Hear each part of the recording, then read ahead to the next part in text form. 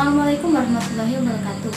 Sebelumnya perkenalkan, saya Alisa Cahyani dengan NIM 212101070041 dari kelas Matematika 3 angkatan 2021. Berdirinya saya di sini adalah untuk memenuhi tugas UAS mata kuliah fikih, yaitu untuk menyimpulkan keseluruhan materi yang telah dibawakan atau telah dipresentasikan dari kelompok 1 sampai kelompok terakhir, yaitu kelompok 9. Kata fikih berasal dari bahasa Arab al-fahmu yang artinya pemahaman. Secara epistemologi, fikih merupakan ilmu atau pengetahuan tentang hukum-hukum syariat yang berdasarkan kepada dalil-dalil terperinci. Jadi dapat disimpulkan bahwa fikih adalah salah satu bidang ilmu dalam syariat Islam yang secara khusus membahas persoalan hukum yang mengatur berbagai aspek kehidupan manusia, baik kehidupan pribadi, kehidupan bermasyarakat, maupun hubungan kehidupan manusia dengan Tuhannya. Pada masa Rasulullah, fikih mulai tumbuh dan membentuk dirinya menjelma ke alam perwujudan. Sumbernya adalah Al-Quran. Setelah wafatnya Rasulullah, ajaran tentang fikih tetap terus dilanjut oleh para sahabat. Hingga pada kemudian hari, terdapat 4 orang ulama yang membentuk ajaran atau menyusun ajaran yang kita kenal sekarang sebagai mazhab. Mazhab yang kita kenal sekarang ada 4, yaitu yang pertama mazhab Hanafi yang didirikan oleh Imam Hanifah yang tersebar di beberapa wilayah Irak, Afghanistan, Mesir, dan beberapa wilayah lain.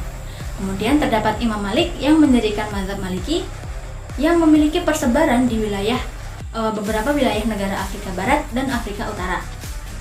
Yang ketiga yaitu adalah mazhab Syafi'i yang didirikan oleh Imam Syafi'i.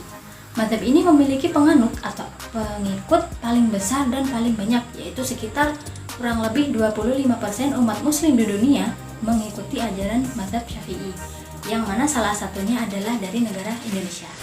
Dan yang terakhir adalah mazhab Hambali yang didirikan oleh Imam Ahmad bin Hambal, yang mana memiliki pengikut paling kecil, paling sedikit, yaitu sekitar 5% dari umat muslim di seluruh dunia. Mazhab ini banyak tersebar di wilayah Semenanjung Arab. Ilmu fikih merupakan salah satu ilmu yang sangat penting untuk dipelajari, karena di dalamnya terdapat suatu ajaran penting mengenai amalan ibadah sehari-hari, seperti sholat, zakat, toharoh, dan lain-lain. Dalam perkembangannya, perbedaan dalam memahami nas atau dalil dalam menjawab persoalan mukallaf bagi umat Islam mengerucut kepada 3 aliran populer. Yang pertama, aliran mutakallimin, yang kedua aliran fuqaha, dan yang ketiga adalah aliran mutaakhirin.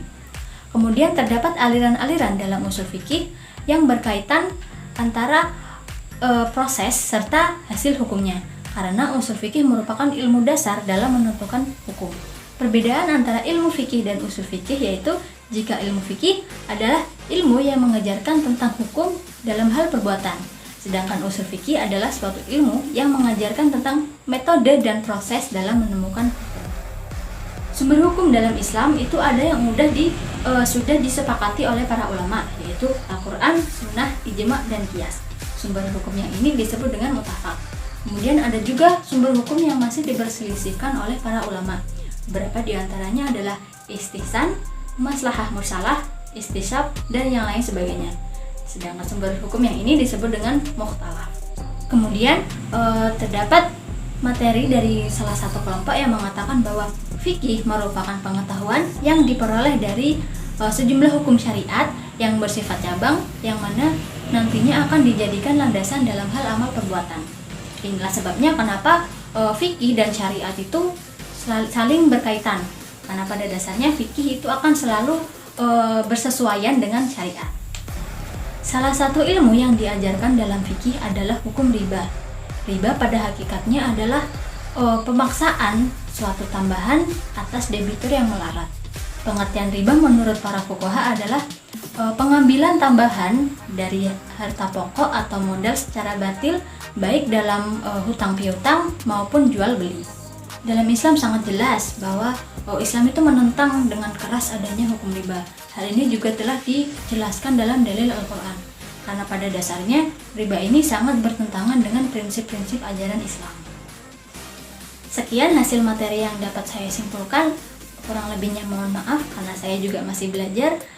Saya akhiri. Sekian, wassalamualaikum warahmatullahi wabarakatuh. Terima kasih.